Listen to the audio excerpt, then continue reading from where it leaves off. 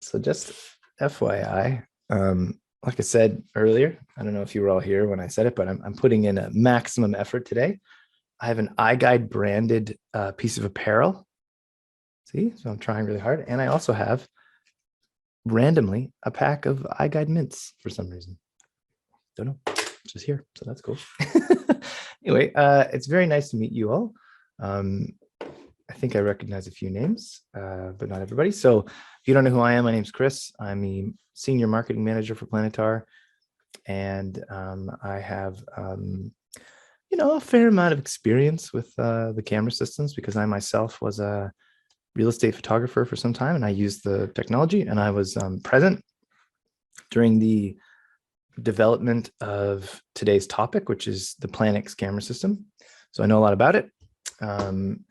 And what I'm going to do today is walk you through, sort of like the who, what, where, when, why, how of it. And then just for fun, what I thought I would do is I would tell you two things that are not so great about PLANIX. Maybe it's open to interpretation. And then I'll tell you 10 awesome things about PLANIX. And then we'd round it out with a nice solid positive top 10, So what I'm going to do is talk for, 30 to 40 minutes. I always say 30 and then I go over. I'm going to talk for a while. I'll splash some visuals up too, so you don't have to stare at me the whole time. But after that, if you want to ask any questions, put them in the Q&A section. And then after 30 minutes, when I come out of like my weird mental fog from talking, I'll answer those questions. Unless I see them as I'm going, in which case I'll just answer them. I'm cool like that sometimes. Okay, let's get started. First things first, let me load up a picture of PLANIX, show you what we're talking about. I'm gonna share screen. That's not a PLANIX. Let's go here. Camera system. Oh, that's a mysterious image. Let's go to a more normal one. There we go. Okay, here's a PLANIX. The PLANIX camera system is, as you can probably already see, a combination of a Ricoh Theta Z1 and a base or core unit that has LiDAR built in. So I'm sure you all probably know this, but the way Iguide works, the magic, if you will, is a combination of 360-degree images and LiDAR measurements, captured all at once and combined. It's like a mixture of the two. And you can see that a direct representation of what that is in the Iguide like 3D tour itself. So when you're looking at the tour, you're obviously looking at 360 visuals, but the floor plan is, a very stylized and interpreted version of the LiDAR measurement data. And if you used any Iguide camera before, you know exactly what that LiDAR looks like because you've seen all the little dots and squiggles and nonsense plenty, I'm sure. So just some fun facts since I was around when it was designed. It was designed, throughout 2020. It was a crap year, but it was good for designing, I guess. We're all stuck inside. And so the whole thing was designed, by Planetar. So that's the hardware that you see there, not the Z1, obviously that's from Ricoh, but the hardware and the software that it, runs on it, Survey, that's what it's called. And, that was, sort of finished and ready for testing, like around about the end of 2020, like December-ish or whatever, or maybe it was sooner, I can't recall, but we were, testing it, and you got to try it out. And I even tested it in this very basement, which was quite cool. At the time, I'm so totally over this basement now. I've spent way too long here, but at the time it was very cool. I still liked it. Not a bad basement. I'm not complaining. I'm just sick of it. My alternative is to go outside into the snow, so that's not happening. The new year came, so 2021, and we did some more testing through January, February, but the camera was officially available for pre-order March 1st of last year, and it shipped April 1st. if I recall, or like the first week of April, something like that. So it worked out really well. It was really well received. It's a really great product. The design process was awesome. I think it all worked out. I have no complaints. It was all good. Everybody really liked it. We got a lot of traction with a lot of people who were, interested in the different interested in camera systems, but for different reasons. It's more than just sort of residential real estate, but it was kind of like really popular. It was good. It was a huge success. I'll say that. Yeah, I can say that. It was a huge success. So that's awesome. So let me just make sure you guys are still here. Are you? Yeah, you are. Okay, good. So sometimes I just keep talking and I don't pay attention. And for all I know, you could have all have left and I'm just talking to myself. I like to just make sure. Anyway, sorry. So I'll describe the hardware a little bit. So just so you guys are super familiar with everything, based on this picture. Why don't we go crazy and zoom in? Wouldn't that be wild? Let's do that. This is a terrible picture. Let's find a bigger one for fun. That's a little bit bigger. Well, this one's got 2 angles. Oh, we can zoom in. Look at that. Oh, this is perfect. Like I planned it. Okay, cool. So here you go. Start at the top. We'll go from top to bottom. That'll be fun. Like I planned it. So the Ricoh Theta Z1 or Z1, depending on what country you're in. Why was this chosen? So it was chosen because it's a really compelling 2-lens camera. So we've had a lot of this type of camera. Actually, another question would be why 2-lens camera? Like why one of these ones with the 2 lenses? It's because they're very, very sturdy. There's no shutters. There's no, moving parts. And they're very simple. Lens and sensor on one side, lens and sensor on the other. It's easy. Where the stitching is going to be. And Ricoh's a very, it's a great company, right? So they've designed a great product here as well. But the Z1 in particular is a really good, compelling mix, and still hasn't been bested. Ricoh just came out with or they're coming out with some other cameras. I mean, they always are, right? And nothing has been better than this yet, in my opinion. And we've tried out, a lot of different 2-lens cameras. So I have an Insta360 1X. I think it's called a 1X. I don't really use it much anymore, but for video, it was awesome. But the stills were just way too low res. We had a Qcam 8K, I think. So 8K is very generous. That's really, really pushing it. The lenses look big. It has an integrated fan, which is hilarious. So when you turn it on, the little fan turns on. So overheating is a big problem for 360 cameras because they tend to throw off a lot of heat when they're being used for things like video. So it's not a surprise that there was a fan in it. It was weird for sure, but it's a cool feature. But anyway, the resolution was really there and the software was kind of icky. So anyway, the Z1's, it's good. It's more expensive, but it's cool. It has like a magnesium alloy body, so it's nice and sturdy.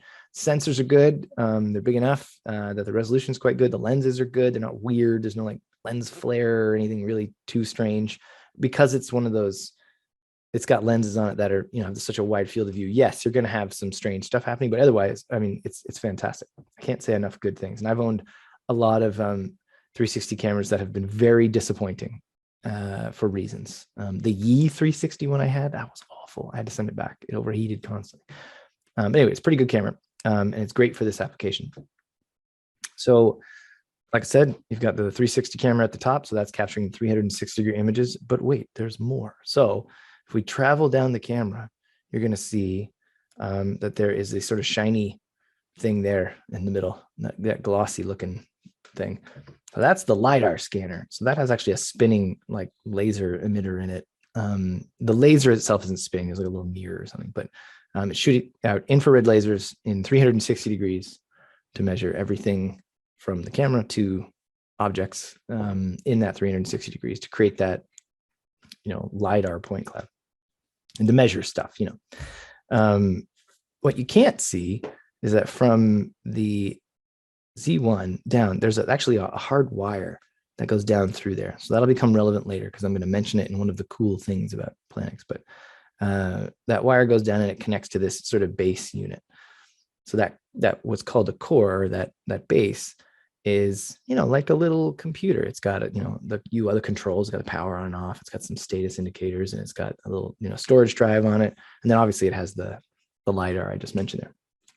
So there's three really critical things. You've got a 360 camera, a LiDAR scanner, and then essentially what is like a computer unit to take all that data squashed together and make it into something usable and make the whole system interactive. So, some of you may be familiar with our previous generation camera. It really is the same idea. It looks totally different. So if you're coming from IMS5, the previous generation, you might think this is just radically different, but really, like, it's not. It's a camera with a LiDAR and a computer. That's what the previous one was as well. It's just that the scale of everything was slightly different. So the camera looked much bigger. I mean, it was literally bigger. So it looked like it was more of the whole thing, right? But the computer was there. It was just on the side, extractor, and the LiDAR is kind of strapped on top. Either way, all those parts, when smashed together, look like this. And the PLANIX can be, looked at as one complete, turnkey system for measuring a space and photographing it all at, essentially the same time. Okay, I think that's enough of the what. Why don't we talk about the why this matters? So we learned a lot of lessons over the years from different systems, and everyone wants a camera that's like sturdy, rugged, robust, professional, but that's like, lightweight and awesome and flexible and does everything that's really cool. So in order to get something that was really physically something that everyone kind of wanted, it was designed in such a way that, it's very easy to use. It makes sense. And it was designed to overcome a few problems. So I'm not going to highlight all the problems because they're I'm going to get to those like a little bit later, but we're going to go over the sort of the main problem that people had that this camera solves, essentially, and the sort of why it matters. So, I mean, there are lots of different ways. I mean, if you, our older camera system really does the same thing. It measures and photographs the space. So, you could happily shoot with the IMS5. It's an awesome camera. It's still good, forever. So why would you need this one? The reason you would need this one is that it's technically more reliable. There's no moving parts. It's all integrated into that one package. So there's less things to fail, but it also has a sort of a really important sort of thing built in, which solves a problem that a lot of people have. Okay, I'm just laboring this out. What this camera will do is it will automatically align data for you. So for some people, this isn't a problem, and for some people it is. So what this camera system attempts to do, and why it is so cool, is that it attempts to marry two workflows. One that is, very much for a layperson, very simple, easy to use, anyone can do it. And one for like a total expert, someone who is just like OG, they know what they're doing. They've shot 2,000 iGuides, but give them both an experience that is awesome. That really works for their style. Okay, and so I'm going to explain that real quick. I can already feel like I'm eating up a lot of time here, so I'm going to go through it really quick, but then we'll move on. So what I mean by that is that a layperson might not be very comfortable working with the two-dimensional representations of the data. Actually, I will even load it up and show you. That's what these webinars are all about, right? So we want to go to the survey simulator. So fun fact, if you go to resources, technical training, PLANIX training, then you scroll down in here, there's a link to a survey simulator. Gotta find it. There you go, survey simulator. Look at that. It's like I know what I'm talking about. Okay, so we're gonna use the tablet version because it's bigger. So here is what survey looks like, but it's obviously in a web browser. This, let me just make it bigger actually. So this data here that people look at when they're shooting iGuides can be very challenging to work with for some people. Some people, it's like totally a non-issue. But for others, it can be quite challenging. So the reason this camera is really cool is that it allows you to essentially have this data aligned automatically for you, supposing that you're shooting it in, a fairly consistent way, as in you're not moving too far from where you were previously. And having that data automatically aligned means that you don't really need to work with this. You can kind of like look at it from time to time, but you can kind of ignore it. You can actually switch to just images mode, never look at the data once, and still get an iGuide out of it. I mean, I don't recommend you do that, but you can. But there are times when getting control of that data is awesome, or just having complete manual control is awesome. So let's suppose, I'll give you two scenarios. One, I don't want to work with this data. I don't really care. It's cool, but it's just a bunch of squiggles to me. So I go to a property, I'm using PLANIX, auto alignment's on. I'm just going into every room one by one, and I'm just shooting, shoot a pano, walk to the next room, the foyer, shoot another pano, walk to the next thing, shoot another pano. I guess I could just do this here. There you go. Go to the next part of the living room, shoot a panorama. Go to the foyer, shoot a panorama. And then, I know from shooting houses or any type of facility, it doesn't have to be a house. It can be a warehouse or a factory or a yoga studio. I know where I've been. So, I mean, I could just keep track of that in my brain. I can go from spot to spot, shoot the whole space, and then say, okay, totally done. I don't need any more than that. We don't recommend you do that, because if you look at the data, it can show you how much coverage you've got. So you really want to be like monitoring that, so you don't accidentally miss something. But you don't really need to align the data, because the camera will do it for you. And that's why it's cool for a new person. So for an existing person, well, I've shot gajillions of iGuides. Like, I can move this data around like myself. I can actually align it, maybe sometimes, not all the time, faster and better than the computer can do it. So what this means, and this ability is built in as well. So it'll do auto alignment, but then you also have the ability to do manual alignment, which means, putting the data in its spot where it needs to go on its own. Sorry, manually, like you would do it yourself. So the reason that's cool is that it's not just like on or off. It's not like you either have automatic alignment or you don't. It's a whole spectrum of weirdness. So you can do nothing but auto alignment if you want. Totally cool. You could do all manual alignment if you want. That's fine too. But most people are somewhere in the middle, right? Like, you'll shoot in auto, and then what'll happen is you'll reach the limitation of what the camera is capable of in terms of aligning data. So what I mean by that is, if you shoot, in the bottom corner of the house, and then for some reason you go all the way across the house past a bunch of rooms you didn't shoot and shoot some other weird room, there's no data in common to align that data together. So that means that you have to do it manually, but that you can do that. So you can use auto alignment for most of the property. And then for a few, weirder things, you can use manual alignment. And so that just saves you like gobs of time fussing about. So what I mean by that is, let's suppose you have a situation where you're in a hallway and there's a stacked washer dryer, and you open the door and you shoot it, and the software can't figure it out. Like, no big deal. I just tap a line, put it in place, tap save. It takes 2 seconds.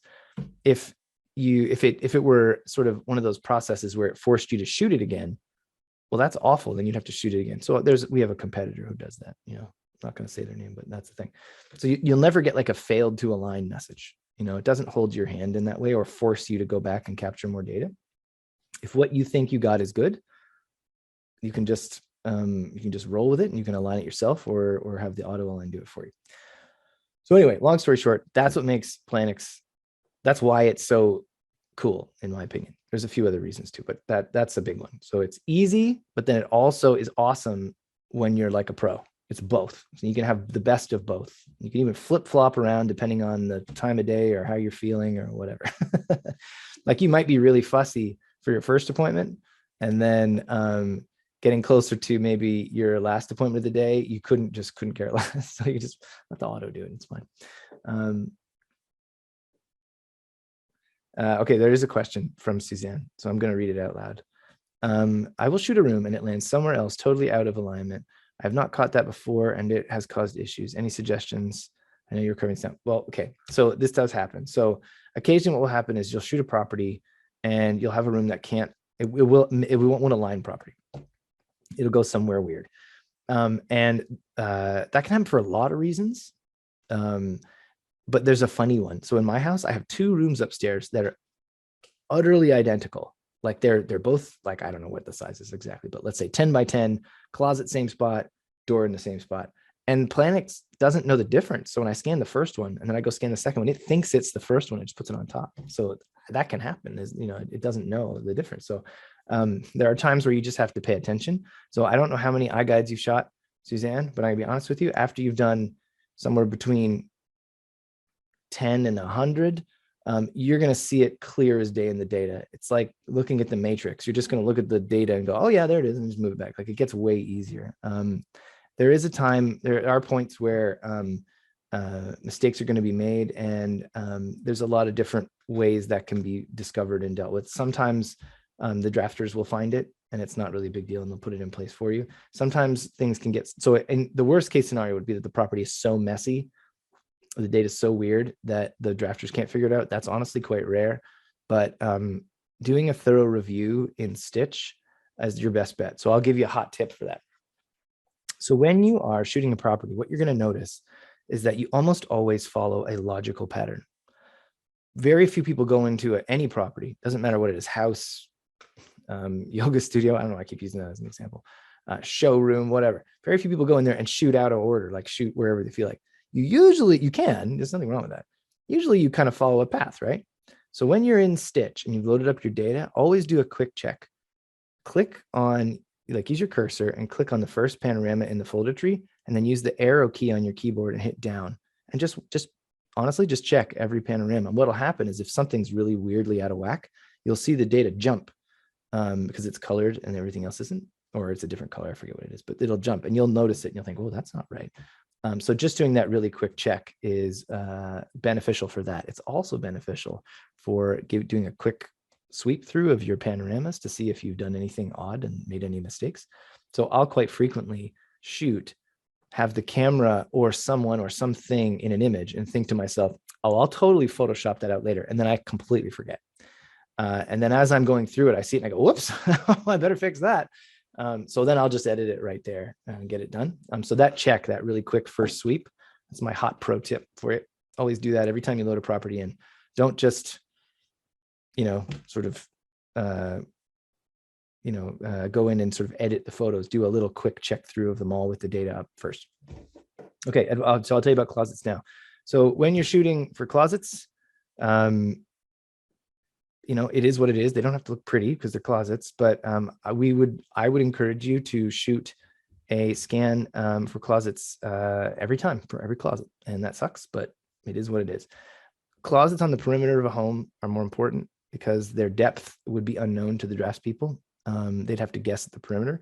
And it doesn't happen too often, but there are times where you're going to have a closet that is utterly full of junk. It's just full of stuff. So there's a few different ways to deal with that. You can move the stuff aside if you're comfortable touching people's stuff. You can raise or lower the camera if you can get above or below it. Or worst case scenario, you have to call someone. So I've shot thousands of houses and I've only ever had to have someone clear a closet out. Like not even the whole closet, just some stuff, like twice. Like it really isn't that common. When you look at all of the scenarios combined, mostly it's just like a full closet, but yes, always scan every closet. Is it easier, sorry, Bruce's question, is it easier to use the alignment option when shooting with a tablet rather than just a phone due to display size? Nah, it depends. Actually depends. I shouldn't say no. Every phone is different. Every tablet is different and every pair of eyes is different. So if you prefer a tablet, I mean, straight up, you'll have more screen size and it is larger. So if that's easier, then yes. So I guess the answer is yes, the tablet is easier. But then you have to carry a tablet. Carrying a tablet sucks. A phone is much smaller and it's easier to carry. But some people hate using a phone. It doesn't even matter. Do whatever you want, to be honest. So I'm going to recommend a phone because it's what you already have. Like, don't go out and buy a tablet just to use with the iGuide. You can't. I mean, if you really want to, go ahead. But I feel like that's an extra expense you don't need to make. The auto alignment is so good that you really shouldn't be doing all that much manual alignment with the tablet. Now, that being said, there are some like really weird benefits to having a tablet. Oh, sorry, I'm just wasting a lot of time with these questions. That's okay, it's fun. I don't know if you guys have ever done this, but sometimes you have someone, who's new to the technology, and they come over and they're kind of interested, like, oh, what are you doing there? You're scanning the room. Oh, cool. With a tablet, it's so cool for demos because it's really big, right? So you can have someone look over your shoulder and say, oh, check this out. Look, I've scanned the whole house. Here's your room. Here's the hallway. They're like well impressed by this. It's cool. So that's kind of fun for tablets. Full or half scan for closets, Suzanne, right? Always full scan. That's my recommendation. Half scans or partial panos, they're awful. I don't like them. Personally, I don't like. Technically you can use them for certain things, but not really for closets. You want to use them for things like cupboards and like little things where you just need a really quick, small amount of data. I'll be honest though, don't even use it at all. Just do full scans all the time. I know it sounds like I'm saying waste your time, but don't. It's better. They're way easier to align. They have context because you can see all the way around. They have the full 360s worth of data. It's a better option. Okay, sorry, back onto PLANIX now. Okay, so last thing I'll mention before I get into the funny stuff. PLANIX works basically the same way that IMS5 works, and the same way that a lot of other competing systems work. That's going to sound really obvious when I say it, but I'm going to say it. You walk into each space with your camera, you plop it down, you push a button, it scans space, and you get measurements and you get images, and you can view those in real time. You can look at a scan right now for fun. There you go. You can look at your 360s, you can look at your data, and you're going to move from position to position throughout the property until you've scanned the whole thing. That's it. It's actually pretty simple. There's a little more to it than that under certain circumstances, but for the most part, that's all you're doing. Taking the camera into each space, pushing a button. Okay. So where are we? 30 minutes. That's not too bad. I tend to ramble. I apologize. So let's go through 2 bad things about PLANIX and 10 awesome things. We'll get the 2 bad things out of the way. We'll just get them out of the way right from the get-go. Okay, so the first thing, and this comes up, and I have to address it, otherwise someone is going to ask this question. It's resolution. Okay, so the resolution of PLANIX is it's good, but it's not as good as maybe some other camera systems that have a higher resolution, which is very obvious. So what I mean by that is that there are times when you want like more resolution than what you're getting, and that is just the truth. Okay, that is a bad thing. However, there's a positive to this. You probably knew I was going to do this, take the bad things and make them positive. So like the vast majority of people viewing tours are viewing them on mobile devices, and that extra resolution is not extremely valuable. It's almost irrelevant. So people are asking for more resolution, and yes, obviously it would be nice, but most of the time it doesn't matter anyway. But there isn't any way to really improve that. There's no magic upscaling that can like make the images any higher resolution. They kind of are what they are. That's the first thing. You have to just accept it. And all 360 cameras are like that. Everyone I've ever owned, I was always like kind of wanting more resolution. If you view the image in its native sort of equirectangular format, the resolution is massive, but that doesn't necessarily translate to when the image is all stretched out. I'm sure you all know exactly what I'm talking about, so I won't go into it anymore. The second bad thing is the sort of mounting it on a tripod. So that can be a little bit fiddly depending on the tripod that you're using. So I have, oh, I didn't get it. Hold on one sec. I have a little thing I'm going to show you guys.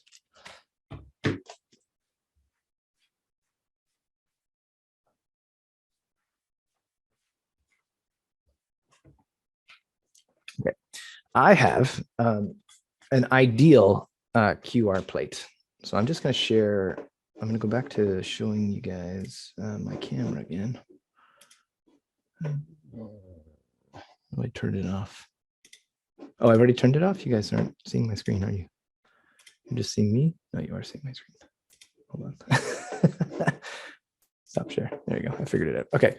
So I have this. So when you have the PLANIX, sometimes something like a Manfrotto RC2 or any bigger quick release plate will not like it'll screw on, but then when you try to like, sort of put the little latch on, sometimes it gets stuck and it hits the feet and it kind of drives people crazy. So there is an ideal form of QR plate for the PLANIX, and it's just one of these little Arca Swiss ones. I don't know if you guys can see this. I'll hold it up to the camera. It's one of these little ones. It looks like that. There you go. That's better. Right. So you can buy these for like 20 bucks, and you can screw this onto anything you want. And bonus, it comes with a little level, which is pretty cool. But this works really well because you can arrange this on the bottom, like the QR plate itself. So this goes on your tripod. This goes on the bottom of PLANIX, and you can arrange that so that the little adjustment knob that tightens the QR plate down on the holder, it's just extended right between the legs. Super easy, no brainer. So I take this and I put it on, an Manfrotto QR plate for my tripods, and it just basically I just lives with the little adapter plate. You can totally, if you're willing to put in the effort, just use the QR plate, the bigger ones. If you're willing to adjust the camera just so, this is way easier. So, worth 20 bucks anyway. So I see some questions. Okay, so I'll do what I said. I'll just answer the questions at the end because I could go on for ages. So let's see what I was supposed to be talking about. Okay, so 2 bad things. Now we're going to go through the good things. Let's talk about the fun things now. First thing, you can buy PLANIX without the Z1. It's kind of weird, but it's sort of awesome. So here, I'll show you. Let's go to the store. There we go. There you go. So it's kind of strange. You can buy the camera without the Z1. So to be honest, if you look at the price, it's a good deal to get it with the Z1. But let's suppose you already have a Z1 and you want to upgrade it. That's just kind of cool. That's a path you can take. And it's a very common camera to have for real estate that you might want to take to the next level. So if you're using an IMS5 and you have a Z1, maybe make a PLANIX out of it. How neat is that? Okay, 1 down, 9 to go. Another thing about PLANIX that is kind of, I suppose it's visually obvious, but sort of taken for granted, is that it is fairly small, it is lightweight, and it is symmetrical. So that's kind of awesome because that means you can put it on a pretty light tripod, not hard to carry around. It's not going to flop all over the place. It's a very compact, lightweight package. It's nice. It's very convenient to use. It's a joy to just truck around because it's very narrow and it doesn't hit anything. And I mean, you can technically still smash it into stuff, but I mean, you're going to avoid that for the most part, probably. So yeah, it's just it's really convenient. I mean, if you've used another camera that's not symmetrical, you'll know exactly what I'm talking about. All right, number 3, it's got feet. So that's really weird. Most cameras don't have feet. Like, mostly you have like a QR plate and there's some kind of rubber thing on the bottom or whatever, but it has feet. So why does it have feet and why is that cool? Well, the reason that's cool is that you can put it down on stuff without a tripod. You can use it without a tripod. Technically, you could shoot a whole house without a tripod. It would be super weird to do that, but you could. Obviously, if the camera's that low, you're going to be capturing far different data than you would be if the camera were up high. That's going to have a pretty significant effect on the LiDAR's, height. And then obviously the height of the lens, it's going to look really low, look really, really strange in VR. But you can do it. Most of the time when people do that, they're doing something really specific. But I'll give you a couple real world examples. So let's suppose that there is just no place to put the camera in a kitchen. Take it off the tripod, put it on the counter. Sounds strange now that I've said it, but you can totally do that. You can place it on any furniture you want, coffee table, mantelpiece, anything you like. The nice thing about Iguide, like the capture process, just in a general sense, is that it's very flexible. You can shoot as many scans as you want. So you could always take the camera. I'm encouraging you to be creative here. Take the camera off the tripod, put it in weird places, try some stuff out. If it doesn't look good, just don't share it with anybody. Just hide it and pretend like it never happened. But another thing you can do is shoot stuff that's really, really low.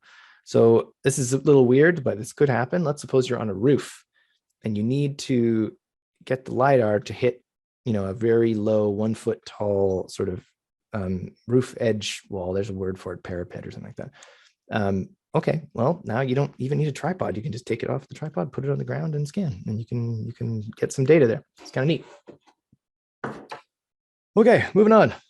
Number 4. This is an often overlooked cool thing about PLANIX. It's true about IMS5 as well, but with PLANIX, it's kind of like slightly more true. You have effectively what is unlimited storage on this device. Like, it takes USB drives. You can have as many as you want, So what I usually tell people when they first get their cameras, don't just use the included USB drive, like just that one forever. Like, go buy a whole bunch, test them out, make sure they work, and then kind of keep them in the case. And like, don't sweat the deleting part of this process. Like, everybody does the same thing when they have cameras, right? They go out and they shoot, and then they format the USB, or they format their SD card, I should say. And then they, like, start fresh. You don't really need to do that with PLANIX. Like, you don't have that many things on there. Like, there's going to be individual projects. I guess if you shoot enough, you will, but that's a good problem to have, I suppose. But I mean, you can have multiple USB drives and fill them and always have a backup like on your USB. You don't really need to fuss over it. I mean, USB drives are cheap. They're so cheap. So have a bunch. And that way, when you inevitably forget it in your computer, you'll have an extra one in your case. Because that happens to everybody. Right. Okay, this one's a big one. Pretty cool. Okay, so this is another, I already kind of mentioned it, but this is one that's sort of overlooked. PLANIX is essentially like a one-button operation device. I mean, you have to turn it on, but once it's on and you're connected, you could shoot a whole property without even looking at your smart device, your phone or your tablet. It's just a single button. That's kind of awesome. You know what I mean? The reason it's awesome, though, and the reason it's actually a one-button device, is that if you were to use a competing product, again, I won't name names, and you push a button, you don't really know what's going to happen. Like, you have you can watch the camera do a thing, and you're going to know approximately what's going to happen, but you can't really trust that you've actually captured what you've tried to capture, because you could have something that can't happen with PLANIX, which is an alignment error. So you could have an error where it says, you need to go back and you shoot again. So that PLANIX doesn't have that.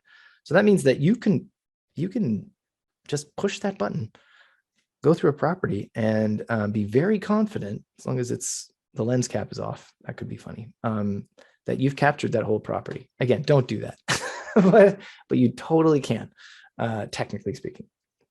So that's kind of magical. Like, I don't know, all of your experience levels, but I've had a few shoots where, and I really wasn't really there. Like, I was either in a hurry, or maybe I was uncomfortable for some reason, or I don't know, there were other circumstances that made me lose focus from the shoot.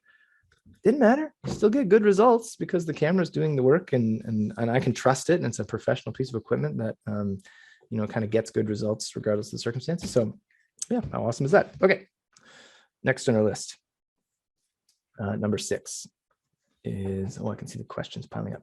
Number 6 is two-shot mode.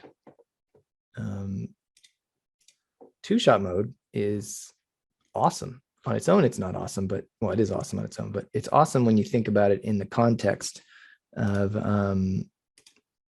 one-shot mode, I guess. So one of the really cool things about PLANIX is that you can dynamically choose what you want to do for any given shot.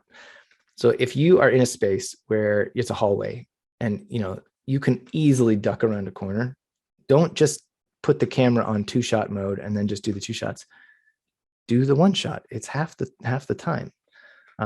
What I found over the years with all types of photography, and I do this too, so I'm not being too judgy here, but people tend to pick settings and they kind of stick with it, and it's consistent, and they just kind of do the same thing over and over again and kind of turn their brains off. So my suggestion to you in general, in life really, is don't do that. Try to be dynamic. So when you're shooting, use 1-shot mode where 1-shot mode is appropriate, use 2-shot mode where 2-shot mode is appropriate, and switch your HDR settings so that HDR is on when you need it and off when you don't.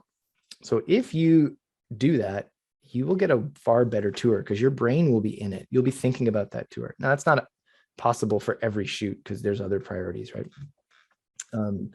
Forklifts and dogs and people and other stuff. But if you can, that is the ideal way to shoot a property, is to spend the absolute least amount of time by using the camera to its fullest potential in every space. and using the settings that are appropriate for the scene.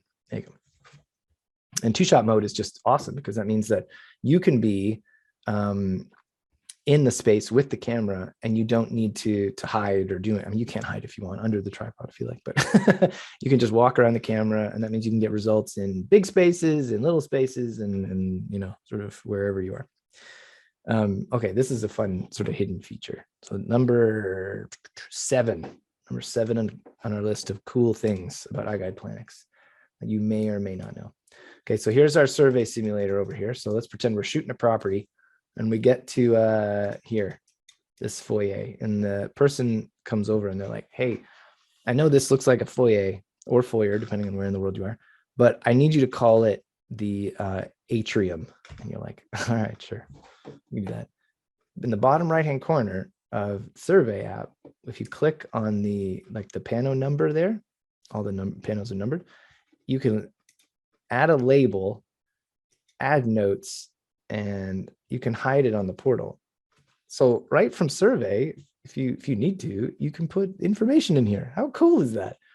So you could put it, you know, here, we're just going to name it. Okay, this is the atrium now. I'm going to spell it right, obviously. This is the kind of things that I would try to remember how to shoot, and I legitimately won't ever. So if you put it in here, done. You don't have to think.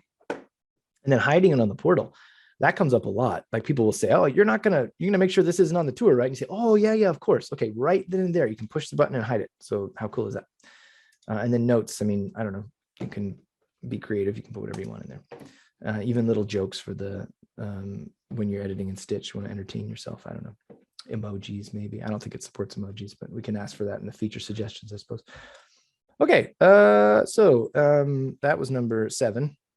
Now we're on to number 8. So this is a weird one. I feel like nobody knows this exists. Okay, so I'm not going to go into great detail, but there are essentially 3 types of iGuides. You've got iGuide Standard, iGuide Premium, and then iGuide Radix. Radix is, so it goes Radix, Standard, Premium. That's how I should have said it. Radix is not a full tour in the sense that there's no floor plans. It's a tour that has the data in place of the floor plans.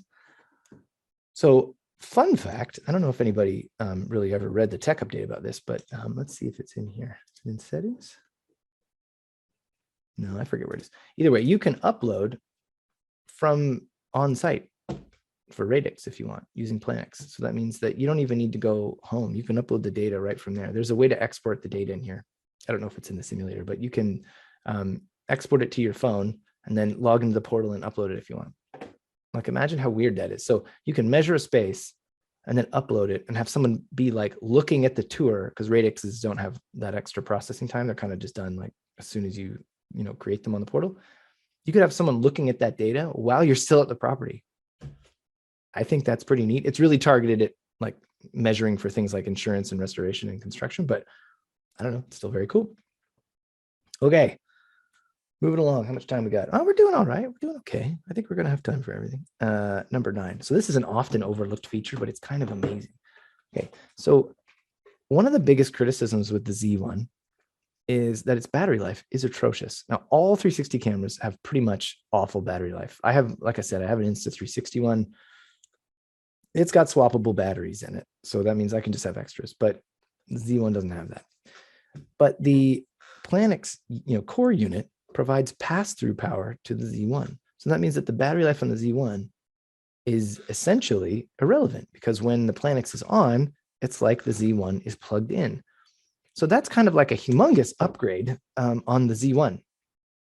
So that turns the Z1 on itself alone from a device that really isn't an all-day thing. It's not an all-day shooting sort of workhorse camera. And I can't really handle that. I mean, you can charge it multiple times during your day, but that's really awkward, right?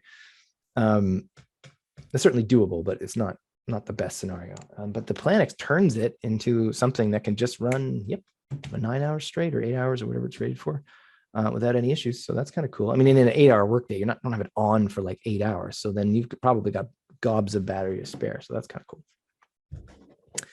And then, like I did mention it earlier, like there is a physical cable connecting the the Z1 to the system, and that's what that power is going through.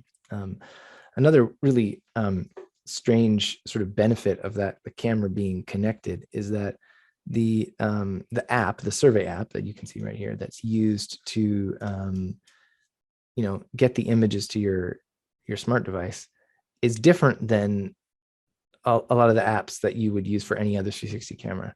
It really was purpose built, designed for this, to go out and shoot an entire property start to finish, and then go to the next one and the next one and the next one.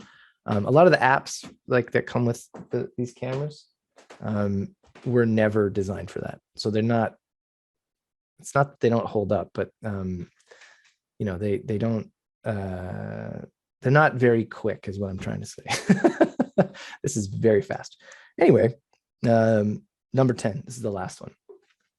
So this is one where if you've only ever had a PLANIX and you've never had an IMS5 or any other device that uses any kind of scanner, you probably won't really appreciate this. So if you're an IMS5 user, I'm going to tell you why PLANIX, this is a big deal, and you'll instantly get it. If you're already a PLANIX user, well, I hope you'll just believe me. But the LiDAR on the PLANIX, the range on it is crazy good. Like, it's bonkers. So I used to shoot with the generation or the version 4 of the Iguide camera system, and it had actual red lasers that would like shoot out. And I don't know what the range was, maybe 10 feet. I can't recall, but it was just, by comparison, just awful. At the time, it was awesome because it looked super cool, and it still does look cool. But it was affected by like the sunlight. If it was too bright in the room, you couldn't get any readings, and it was a whole thing. IMS5 was a huge step forward, like way better. So you went from something like 8-10 feet all the way up to like 20-30 feet, no problem.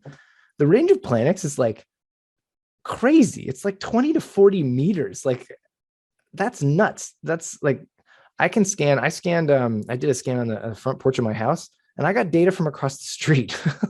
That's nuts. So that's really cool. And the reason that's super cool in a real world sense is that means that you're not really trying very hard. You're not fighting with the LiDAR to get the data.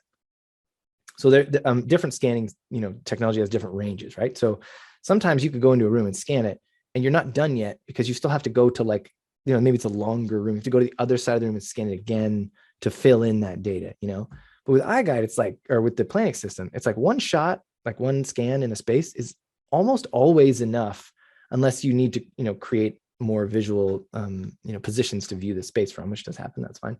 Or if the room has a strange sort of shape and you need to kind of go around a corner. It can't see through walls, unfortunately, but the range is awesome. So that means for scanning stuff, like doing outdoor scans where you're trying to do a deck or whatever, you can almost always, depending on how far away you are, scan that deck and then get lots of really good data that hits the house and everything. That's a whole other topic, outdoor panorama. Okay, I talked for about 50 minutes. Now I'm going to go back to questions. So anyway, 10 awesome things about PLANIX. I hope that some of those you were not aware of, so that now you can be very happy. Okay, I'm going to read them aloud. That one I already read. Okay, I like using a table to do my scans. Oh, cool. That's awesome. Do I need to square off the whole group of scans like I do when I'm using Stitch, or can I just send it in the way it is on the tablet? Okay, so you never ever need to square off anything when you're shooting if you don't want to. So like, for example, down here, you can see that this house it's all kind of, you don't need to square it off. You don't need to do whatever you want. That being said, if you wanted to, you could. Sometimes people will take I'm not recommending you do this, by the way, I'm just saying sometimes people do this. They'll take their first scan and they'll purposefully shoot in a corner of the house and square it to the screen so that it's square. And then the auto alignment will auto square everything to that. So that when they're looking at the whole amount of data, it's all, all in one go, perfectly square to the size of the screen. I don't need it square. I don't care. But a lot of people have told me that they prefer it that way. Again, optional. It's just purely for you. If it makes it easier for you to look at, cool. If not, doesn't matter. In Stitch, you should do it just so you can see what you're going to get when you get your Iguide, and the drafters like it. So that's nice. So there we go. I answered that one. All right. Suzanne asks, do you feel that by shooting all in one direction, like north, south, east, or west, it is easier to align? With IMS5, it can be, yes. With PLANIX, it doesn't make any difference. So the compasses in both cameras are going to auto rotate the data so that it is easier to align for the auto alignment or for yourself. So the one exception So it shouldn't really matter what way you point the camera. The main exception to that would be when you're doing spaces that are big and open and weird, and they really don't have a lot of details. So by weird, I mean a little bit unusual. You're probably not shooting those every day, or maybe you are, I don't know. So if you always face the camera in the same direction, it can be easier just mentally to keep track of where you're going and where you've been. So that's just personally, that's a good thing to do.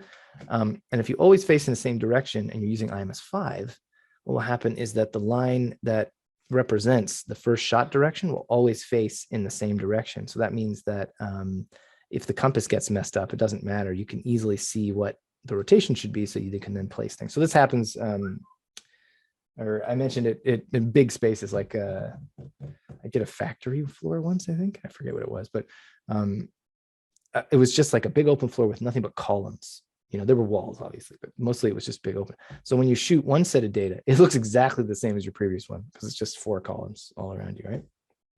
So I kind of had to always put the camera in the same direction. Otherwise, I wouldn't have any idea how to rotate it, because the columns, there's always just 4 and they're always just on all sides. So yeah, so you don't technically need to do that, but if you want to always face in the same direction, it's not going to hurt. The only thing that will affect is the initial thing, that the initial camera view or angle, and that's configurable in the portal anyway. So not a big deal. Bruce says, thanks. You're welcome, Bruce. I like to help. Why does the floor plan not offer colored halos on the floor instead of just white? Sometimes hard to see, especially through walls, and client complains. This has been submitted to the dev on multiple occasions, but no update news. That's a good question. So I don't really get to see a lot of the requests that come in anymore. I used to see a lot of them. So back when I would see them, there were a lot. And it was more than just colors. It was like, can you make this bigger? Can you make that smaller? Can you change this icon to that? So in defense of the software developers, they just want to make the best product possible that everyone loves. But we, and then a lot of our competitors as well, have gotten to this point where mostly everyone is happy, but you can't make everyone happy. So if you've made this suggestion and you've put it you've made a ticket or you've suggested it, so it's there. They have it in their their roadmap. They're aware of it. They're very cool. Software developers are awesome. But that being said, it's all about priority. So a far better way to ask for things is to go onto the Iguide Forum, go to the feature suggestions section, and put your recommendation there. So you might think, well, why would I do that? So the Iguide Forum it's forum.goiguide.com if you've never been there. The Iguide Forum is a place where other service providers go, and there's a feature suggestions area you can go to. And if you make a suggestion, you often will have other people who will, make a comment and suggest the same thing or back you up, or, like your suggestion. So instead of one voice, your suggestion now has many voices. And so that obviously ratchets up the priority, right? And that's my hot tip for that one. You can absolutely send that suggestion directly to Planetar, but it's a better idea to go to the feature suggestions section on the forum. I hope that helps. As far as why there aren't different colors, I don't know. It sounds like a cool idea, but maybe there's style reasons. I suppose Iguide does have a certain brand language. So when you're making that, I'll give you guys another hot tip for making suggestions. Anytime you make a suggestion like, I want this thing, find someone else who's done it where it looks good, and then use that as your sort of like your evidence. That's just, a thing. So often it's difficult to understand why something would be necessarily a good idea, or, beyond reasons. A visual example is always more effective. Okay. Tablet, gotcha. Answered. All right, Corey, does the PLANIX need to always be shot at the same height? Nope. You can put it at whatever height you want. So you can shoot at any height you like, but almost everyone shoots, it depends on how tall you are, actually, I guess, but between navel and chest, somewhere in there. But not because there's any really compelling reason. It just looks pretty good when you look at the tour. It kind of fits with most applications. And it's easy to work with a camera when it's like about this high. You know what I mean? It's just easy to pick up and move around.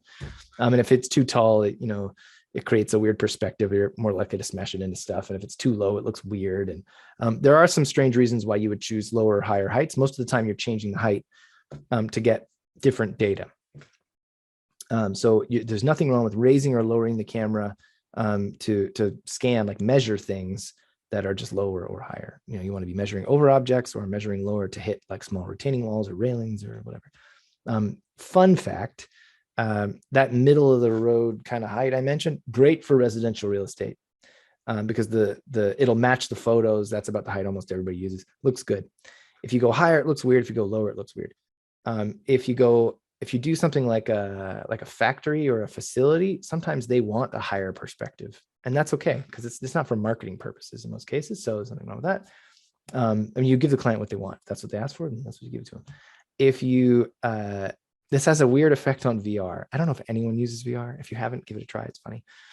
If you put the camera up really high, it looks pretty normal. It's like eye height, right? And it has been suggested in the past that if you're creating a VR experience, that's what you want at eye level. Everyone's eyes are different, right? But you know, higher than I just recommended for real estate. But if you go too low and you shoot in VR, it makes you feel like you're a child, like it's like you're really short. It's a very weird experience, but it's kind of cool. So, you know, if that's what you're into, that's all good. But that's something to consider if you're making tours for VR. I don't know if anybody actually does that.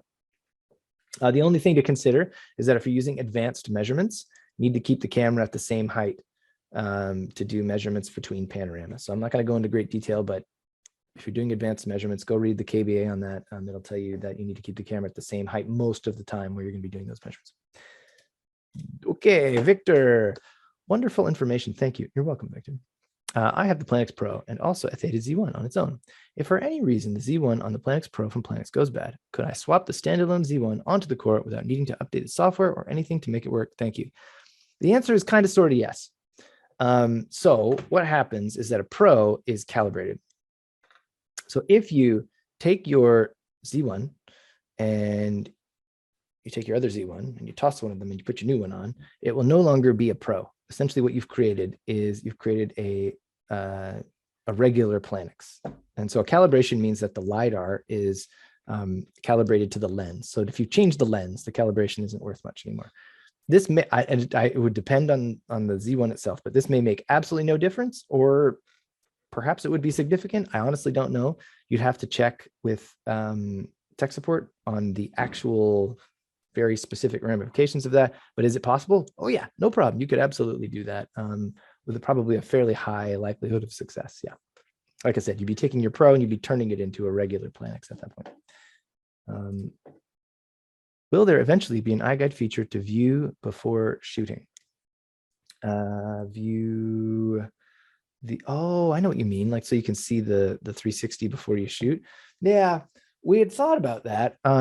Most of the time what happens though, the answer, so I'm going to say probably not. So the amount of bandwidth required. So, okay, here, let me back up a bit. So I mentioned earlier that a lot of apps are really not designed to do what PLANIX does. So the reason that you don't have that is that it's a huge resource hog to stream live a 360 from a camera to your phone. It's really cool. It's also a little bit silly because it just burns through battery because it's doing that stitching in real time. So, and it's obviously sending all that data. So it's, you know, using the Wi-Fi. So it just makes way more sense just to shoot it and then kind of look at it and then shoot it again and look at it. So I'm going to say no, but hey, anything's possible. I'm not really sure. I haven't seen that on the roadmap, but maybe. Go put it in the feature suggestions if that's your jam. I hadn't heard that one yet, but that does make sense because all the other 360 cameras I have do that. But I wouldn't want that personally when I was shooting because I know that would just burn through battery. Okay. Some earlier question, meant virtual tour, not floor plan for halos. Oh, okay. So I think I got the right thing. I think you meant, well, I can't show you on this, but just to clarify, I think you meant on the tour itself. You were referring to, hopefully you guys can still see my screen here. We'll go to a yoga studio. I've mentioned it like 8 times today, so why not? You mean these little circles on the ground, right? Yeah. I mean, there's design limitations, there's look and feel issues. So, you know, if you have a certain idea in mind. I'm going to suggest it again. Feature suggestions, category of the Iguide Forum. That's the best way. Okay, done. Answered that one. What's the recommended height of the camera? I already said that, but it's like here, kind of in between your neck and your chest. There's a few, well, there's one very specific thing that you should do. If you're shooting for Alberta RMS, you need to keep the camera at a very specific height for sloped ceilings. I believe it is 5 feet. Don't quote me on that. You'll have to go check. But RMS has its own specific requirements. But other than that, the height, you make it whatever you want. It can be anything you like. I'm going to recommend that area though, because it's easy to work with and it looks good. Okay.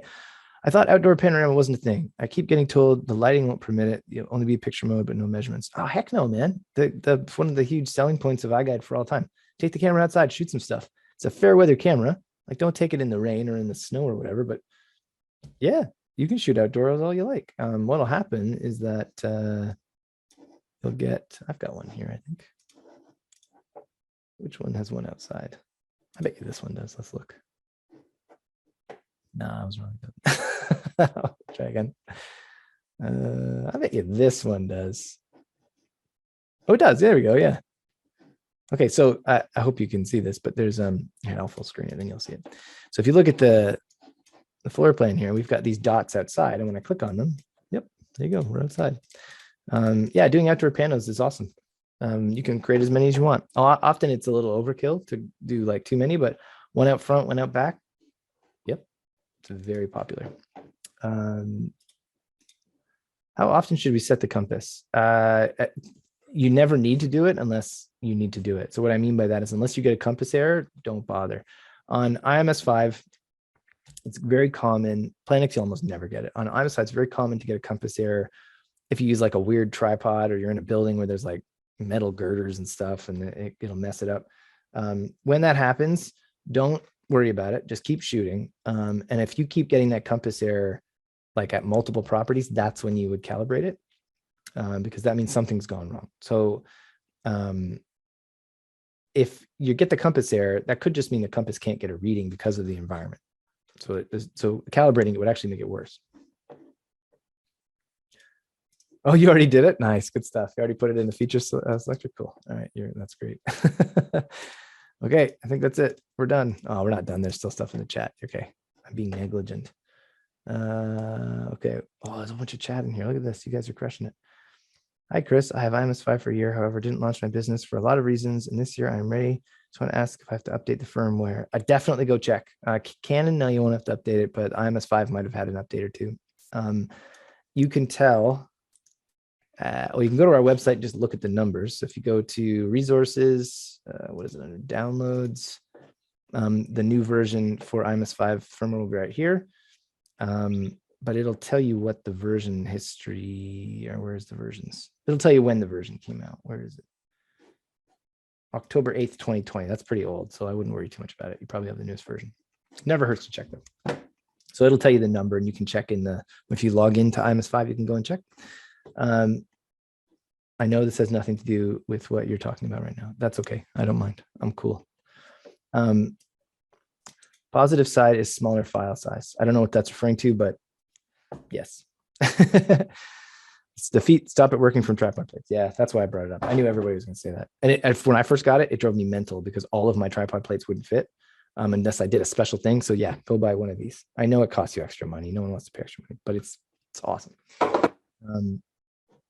And then you can use it with whatever weird tripod you can think of. You want to use a giant video tripod? Go ahead. It's all good. So just the flexibility alone, totally worth it. I've used this for other things too. I've put some strange stuff on here, so it's a handy little gadget anyhow. PLANIX only takes the Theta camera or can take others. No, it's only the Theta Z1. So that's it for now. However, I can officially say this. It is well known. Not saying anything out of turn. The PLANIX camera was designed specifically with that top plate to be removable. So if you buy a cord, you can remove it, put your own Z1 on.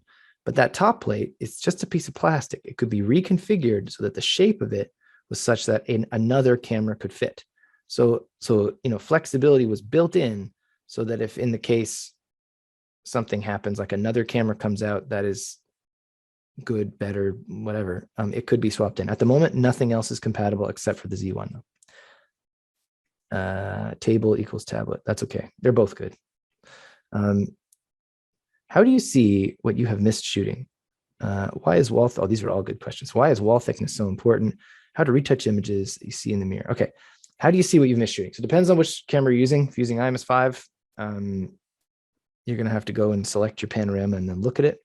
If you're using PLANIX, it's like dead easy. There's I don't have it open anymore, but basically you can look at the little arrows at the top, and you can just tap left or right, and it'll cycle through all of your scans just one by one. And so you can look at them really easily. And then there'll be, if you have the dual mode open with the data and the visuals, it'll show you the data we highlighted for that panorama as well.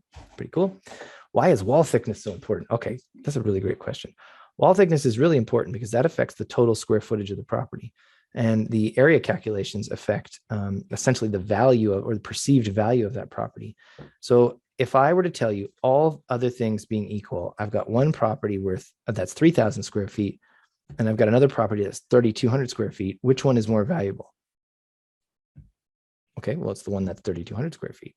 So that exterior wall thickness is added so that you get a number called, we call it the exterior area, but it's also called the gross floor area in some places, or there's a few other terms for it. But what it means is the entire footprint of the house, including the exterior walls. So that is a bigger number. And that is the number that is commonly used to sell a property in residential real estate. And so it means less in other industries, but in residential real estate, it's really important for determining the value of a home and when you're listing a home. So you want to include that number so that people are listing with the right data, that you can list a property and you can refer to a property using any measurement you want, as long as you tell people what it is. So there's nothing wrong with, you could technically leave that wall area out, but the way the wall thickness is used is that the interior perimeter is multiplied by the thickness of that wall to calculate the area occupied the walls, giving you a bigger number than what the interior area is. And that's what people like to use to list.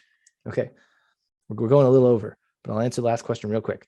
How do you retouch images that you see in the camera in the mirror? Okay, there's two ways to do it. One is before, the other is after processing. So if you want, you can take any image captured by IMS5 or PLANIX, load it into Photoshop before you even bring it into Stitch, mess around with it and save it. They're just JPEGs.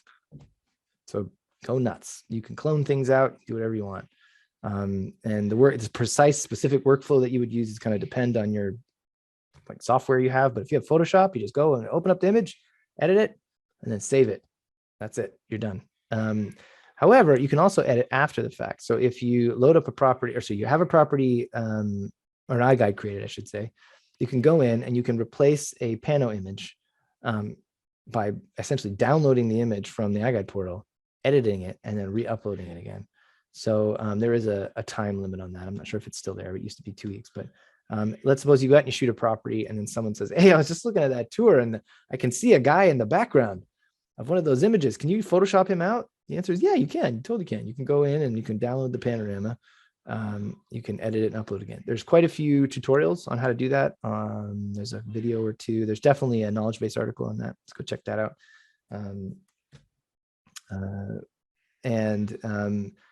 To your point, you can remove cameras from mirrors. So my opinion is that it's easy enough to remove cameras from mirrors that you should do it for every property. So some people don't do it at all.